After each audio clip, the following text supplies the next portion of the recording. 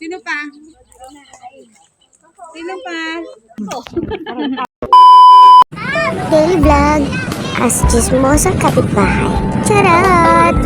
So yun guys, nakasakay naman po kami ngayon sa jeep. Oo, tama yun.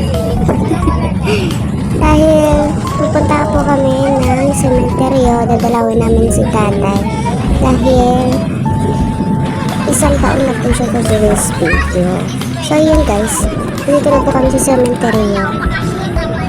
Maaga po kami pumunta kasi baka kami abutan ng ulan. Dahil hindi mo naman ng panahon, pabago-bago. Parang siya. Charot! So yun guys, malapit na po kami kay tatay. Yan lang po, kunti lang po kami ang pumunta. Hindi po kami kompleto. Kasi, yun nga, saglit lang naman din po kami kay tatay. Yan na, may mga taong nagtatambal dito sa cemetery. May mga student din po kayo makikita dito na nagawa pong tambayan ng cemetery.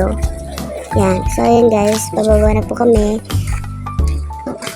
Then, tara na! Let's go! Pupunta kami kay tatay at kay uncle. Dadalawin na rin namin po si uncle.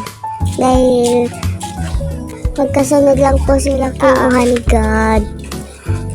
Dahil at least hindi na sila nahihirapan ngayon at hindi na talaga sila pinahirapan ng matagal. So yun guys, tirik na tirik pa rin po ang araw. Sobrang init. Wala ka talagang masisilungan dito. Ayan po si tatay at si uncle. And then, yun na. O, diba? Hindi ko na alam sasabihin ko. So, yun guys. Dito lang po kami sa Maylilong. And then, yan. Hindi ko alam kung paano mag-voice over. Shalala.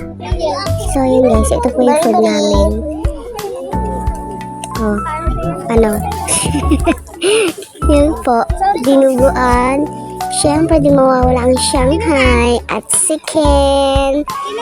Tara po, kain. Meron din pong pansit.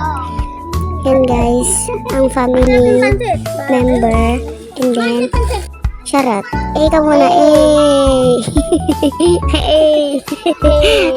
yun lang. Bye-bye.